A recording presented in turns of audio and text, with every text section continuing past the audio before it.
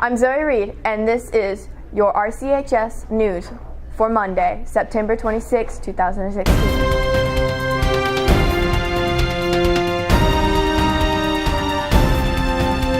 In our lead story, the inside scoop on the outcome of the community meeting held at RCHS on September 15. I'm Zoe Reed, reporting from the community meeting where students, parents, teachers, and administrators and others talked about their concerns. Plagued the entire state. I asked the new superintendent, Mr. Kaufman, what he hoped to get out of the meeting. To get as much good input from parents and citizens about what's important to them in the school system, what their priorities were academically and curriculum-wise, and also suggestions and questions concerning the school system, and to help us determine the direction that we maybe needed to go in to help with some of the issues, such as declining enrollment and having a lot of aging schools that are kind of having a negative effect on our operating budget. Mr. Kaufman felt good about the outcome of the meeting. Yes, everyone had great ideas. Mr. Kaufman also shared his vision for Ritchie County schools. It's to do the best we can to prepare our young people for careers in college and whatever direction they go in. Ms. Wagner shared her concerns about the Ritchie County High School. I'm concerned about our course offerings, how many classes that we can offer to students to make sure they're ready for the next level. If it's, they want to go to college, I want to make sure we're offering the things that we need to offer to them, whether it's AP classes, college courses, that what they need is there. Same with students who want more of a technical field. Are they able to get into MOFTI to get what they want? Are we offering hands-on classes here, such as shop, those kind of things that students need? That's my concern. Do we have the staff to be able to cover those problems? Scott Windom expressed his concerns about Ritchie County High School. My son is a freshman at Ritchie County High School, and I want to make sure that he has the best education that's available to him. Sophomore Brittany Harper would like more fine art classes. There is so much potential at the high school and so much talent, and I think that we really need to get a choir class and do more with the music programs and the arts, because there's just phenomenal talent here at the high school. She also shares her concerns about how big the classes are at Ritchie County High School. There's so many kids in these classes, and it's hard for teachers to get around to every one of them. And it's very difficult for the people that have more difficulty picking up on things to learn if they can't get one-on-one help from the teachers. As for what the future holds for the Ritchie County students, we would have to just wait and see. We have a report from Cassie Tallman and Haley Miner, who journeyed to Parkersburg High School to investigate the school's cell phone policy. Today, we are here to interview teachers and students about their cell phone policy at Parkersburg High School. First, we interviewed seniors Aaron Dickens and Casey Kaiser. What is up, guys? It's your boy, Aaron Dickens. Hi, I'm Casey Kaiser from PHS. Casey Kaiser explains the cell phone policy at Parkersburg High School. Our cell phone policy is that we can have it in the hallway, we can have it at lunch, and we can have it in class unless our teacher is teaching, but most teachers interpret it differently. Like if they're teaching, sometimes they don't care if we have it out if we're still paying attention. We asked the students to give us an example of a time where they could use their cell phone for educational purposes. A lot of times, my sophomore year in Spanish, I would usually use Google Translate to translate from English to Spanish words. I use it a lot actually because there's sometimes in class when I won't understand anything and I need extra help, so I'll just look it up on my phone and it helps me finish all my homework. Should students in every school have access to their phone? Yes, I think so, but whenever the teacher is teaching, I don't think you should be allowed to use your cell phone. But if you have free time or if you got all your work done, then yes, I think you should be allowed to use your cell phones. Or whenever you're in the hallways and you're just roaming around, you should be allowed to use your cell phone. What would it be like to not have access to your phone at school? I'd feel lost. I wouldn't want to come to school because I would be bored for most of the day. I understand we come to school to learn, but we have a lot of free time. So in my free time, I would just do nothing. What is it like to be able to access your phone whenever you feel like in school? It's really nice, honestly. if I'm doing homework, and I usually like to listen to music while I do my homework, like during school. So that's really nice. And also I like texting my friends, obviously, and Snapchatting them or whatever. It's nice. And also like checking up on social media whenever I have free time. I also look up like, math problems or like just other questions I usually don't know. I usually just go straight to my cell phone and look it up. We stopped by room 312C to interview teacher Mrs. McBrayer on the cell phone policy in Parkersburg High School. Well, here at Parkersburg High School, we try to let the kids have a little freedom with their cell phones so that they don't feel like that they're constantly being asked to put them away. So in the hallway between classes, they are allowed to use them. And then inside the classroom, each teacher is allowed to have their own classroom policy. Usually, from what I see with my colleagues and then myself, if the kids are having a little downtime and they're done with all their work, then they're generally allowed to kind of be on them looking, texting maybe. I have a strict policy, though it's a little hard to enforce, that my kids are not allowed to be doing anything that leaves a timestamp. So they're not allowed to post to Twitter, Instagram, or Facebook. They can look, but they can't post. And then my major point of my cell phone policy with my classroom is that they are not allowed to ever take pictures. We asked Mrs. McBrayer how much technology she uses in her teaching on a daily basis. Generally, I'm an English teacher, and so it's a lot easier to just use paper, and then every once in a while let the kids get on their cell phones to do something. If I pull something up on my smartboard, it seems like sometimes they're just inundated with technology on a daily basis, even if it's their own technology, to where that if I try to do something, it's not entertaining like it is when you're like in second or third grade and you get to play games or something. So paper, much easier. Of course, I do try to incorporate a little bit of technology, probably weekly rather than daily would be my answer. We asked math teacher Mark Purcell what his cell phone policy was in his classroom. The policy in my classroom is when I'm teaching and when the students are working on assignments, there are no cell phones whatsoever. If there's some time towards the end of class and the work is done, I don't have a problem with them being on the cell phone. Are cell phones a huge distraction in class? No, not at all. Is it difficult to enforce your classroom rule? No, it isn't. Once in a while, yeah, I might find someone with a phone out that shouldn't be, but it's rare. And when it does happen, they know. Clearly, as these students and teachers have said, Parkersburg High School is a better place thanks to acceptable academic cell phone usage.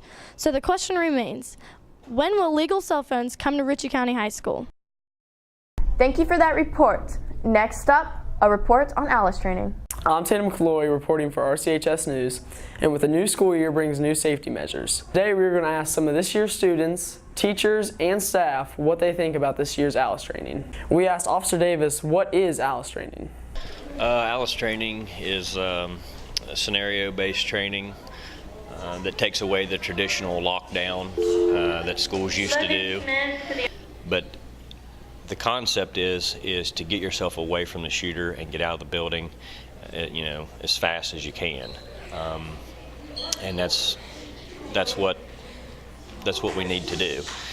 We asked art teacher Mrs. Windom what she thought about ALICE training. I think it was one of the best trainings that we've gone through, especially with the students, because it gave them a lot to think about. And I can tell you that I think the original training that we went through was not near as effective, but I think having the students go through it was really, really good. We asked sophomore Taylor Bird to see if she thinks that ALICE training will affect everyday safety at RCHS. I feel like honestly none of this is going to come in effect unless we practice it, because we're all going to panic. We've practiced fire drills a million times, but if it would come to something like this, just watching a video isn't going to do anything. Science reporters Patrick Shepard and Holt McAtee will tell us why RCHS students are dropping watermelons from the roof of the school.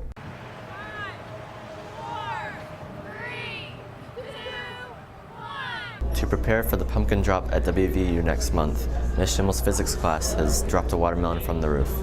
Junior Jonathan Wilson explained the challenge of the watermelon drop. Well, we're trying to calculate what we need to make, so when we drop it by using the force of gravity, so that way we can make a parachute or some type of device to stall it so it will not bust upon impact to the ground. Senior Stephanie Kirk explained why the students dropped a watermelon from the roof. We're entering in this pumpkin drop contest, so this is practice for that. According to physics teacher Janice Schimmel, the pumpkin drop will be held on October 29th, and she's already chosen the students that will participate in the competition. All six of us. The rules for the competition are clear. The students must build a contraption that meets certain requirements. It has to be at least 10 inches or more in diameter.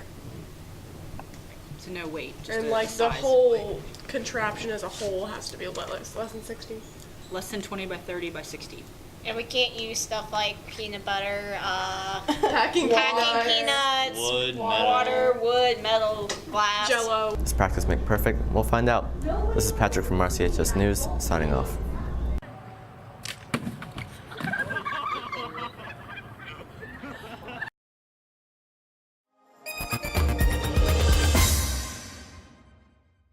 Next up, calendar update. Hello, I'm Katie Bailey. And I'm Kelsey Drinko, and this week on Calendar Update, we will be discussing fall. I'm here with Ritchie County High School senior Courtney Hart to ask her a few questions about fall. Hi, Courtney. Hi, Katie. So, what is your ideal fall outfit? My ideal fall outfit would be a hoodie, a pair of jeans, and a pair of boots because it's really comfy and it keeps you warm. And does your family have any fall traditions? Not really. I mean, we just kind of stay to ourselves. Is there anything special you do during Thanksgiving? I mean, we cook a big meal and then we call like my papa to come over. That's it. What is your favorite fall meal?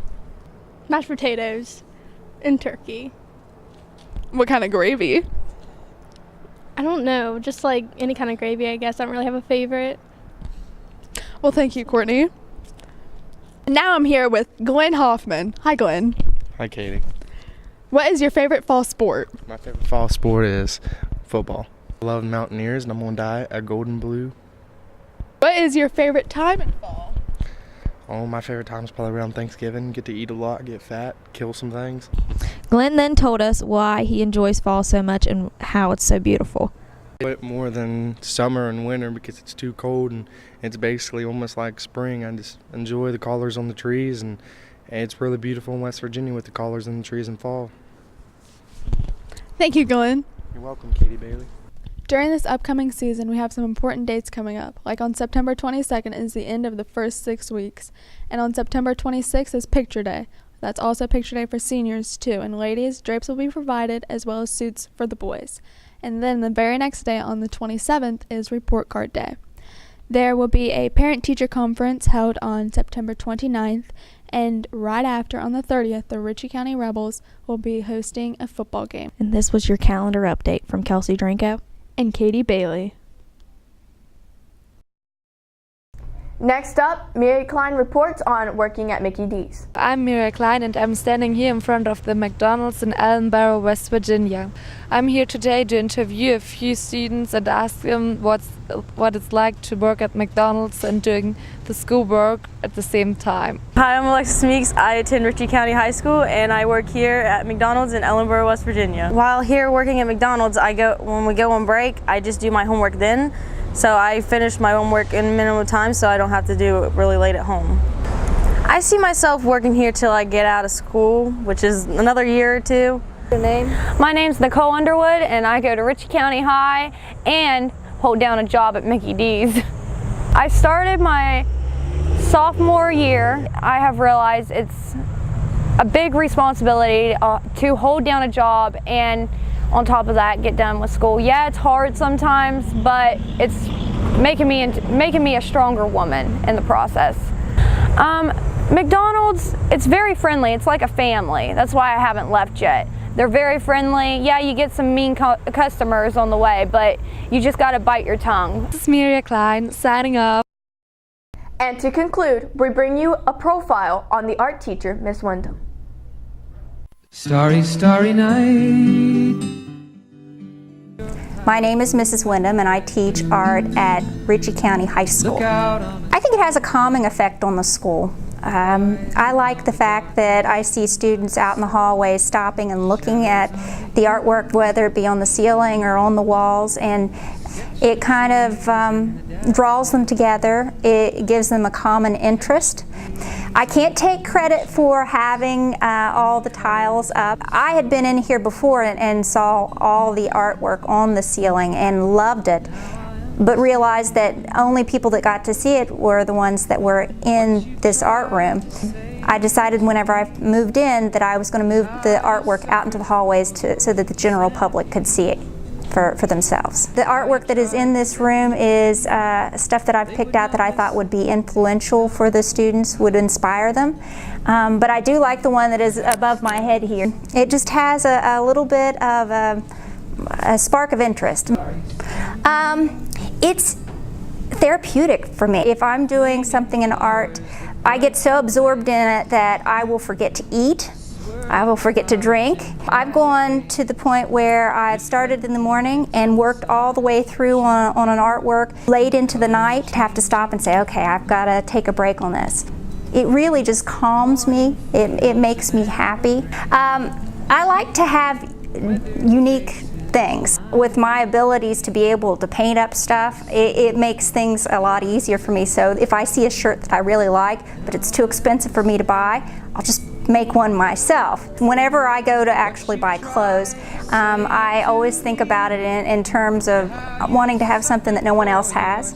In the case of my outfit that I'm wearing today, this was an old dress that I had, and I took marker and did a Starry Night theme on it, and then sprayed it with alcohol. It looked kind of like a watercolor. I've done this with several outfits before, but this is definitely by far my favorite.